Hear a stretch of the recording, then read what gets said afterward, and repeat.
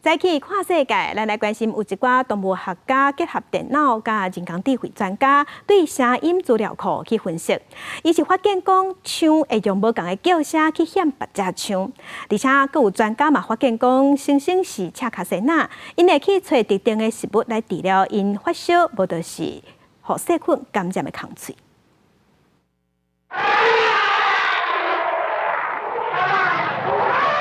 对动物园到非洲的大草埔，像枪这种叫声，会使讲是常常听到。不过科学家佫发现讲，若是低频率、正低这种轰隆轰隆的声，毋但会当传去真远的所在，佫有可能是包括个别枪专属的称呼。研究人员在放送声音资料库内面，有一段特定的录音档，一只叫做玛格丽特的母枪，就会用打耳仔的方式来回应，其他的枪听到是拢无得甲插。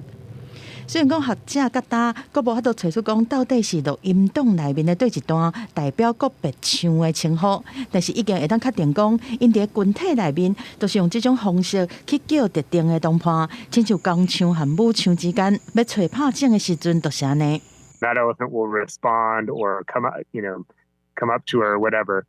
and so that sort of indicates that they have a means by which to communicate who they want to talk to. 动物的智慧是难呢。各方工人和人类上相共的猩猩，和科学家发现讲，因会用古早人形容食饱草的方式，找特定食物来治疗伤病。He was observed feeding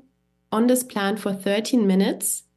and then he continued chewing but stopped swallowing and put the plant sap from his mouth precisely onto the wound.And he repeated this behavior for 7 minutes. 科学家找出猩猩锁定的10几种食物，交互生化实验室来分析，结果发现讲，这食物提炼出来的精华，有的会当杀菌，有的会当退烧，是大自然的药房。